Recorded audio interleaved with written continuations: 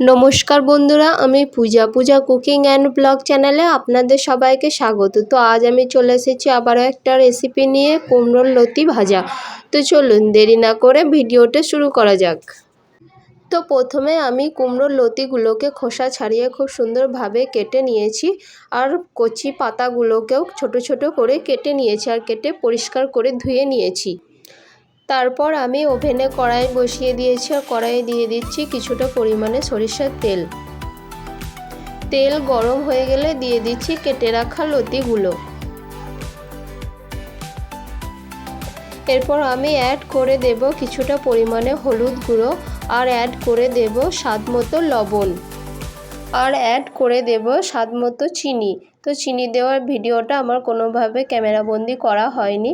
এরপর আমি ভালোভাবে একটু নাড়াচাড়া করে নেব।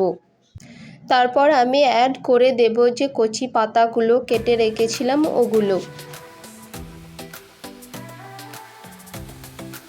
এখন আমি নাড়াচাড়া করে ফ্রাই করতে থাকবো। ফ্রাই করতে করতে এর থেকে জল বেরিয়ে আসতে শুরু করবে। এই পর্যায়ে জল বেরিয়ে আসতে শুরু করেছে, আর এখন আমি ঢাকনা দিয়ে ঢেকে জলটা শুকনো হওয়া অবধি রান্না করে নেব। এখন আমি ঢাকনা খুলে দেখে নেব জলটা পুরোপুরি শুকনো হয়েছে কি।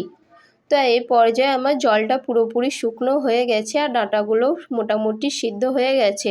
এখন আমি নাড়াচাড়া করে আরও 2 মিনিট রান্না করে নেব। তো জলটা শুকিয়ে খুব সুন্দরভাবে ডাঁটাগুলো ফ্রাই হয়ে গেছে, আর এখন আমি অ্যাড করে দেব বেটে রাখা সরিষা বাটাটা দেওয়ার পর বেশিক্ষণ ফ্রাই করব না, এতে করে তেতো হয়ে যেতে পারে। একটু নাড়াচাড়া করে আমি দিয়ে দেব পরিমাণ মতো জল দেওয়ার পর ফুটতে শুরু করে দিয়েছে, আর এখন আমি ঢাকনা দিয়ে ঢেকে জল শুকনো হওয়া পর্যন্ত রান্না করে নেব। এখন আমি ঢাকনা খুলে দেখে নেব।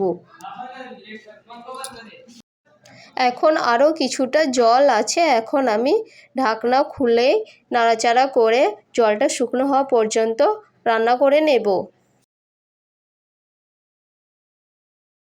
জলটা পুরোপুরি শুকনো হয়ে গেছে, আর এখন আমি একটি পাত্রে নামিয়ে নেব। তারপর আবার আমি ওভেনে কড়াই বসিয়ে দিয়েছি, আর দিয়ে দিয়েছি কিছুটা পরিমাণে সরিষার তেল।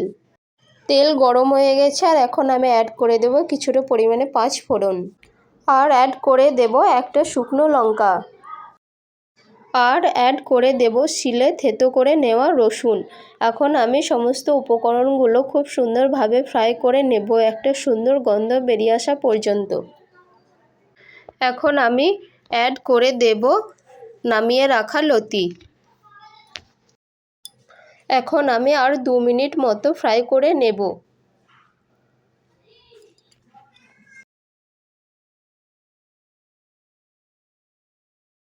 তো 2 মিনিট ফ্রাই হয়ে গেছে, আর এখন আমি একটি পাত্রে নামিয়ে নেব।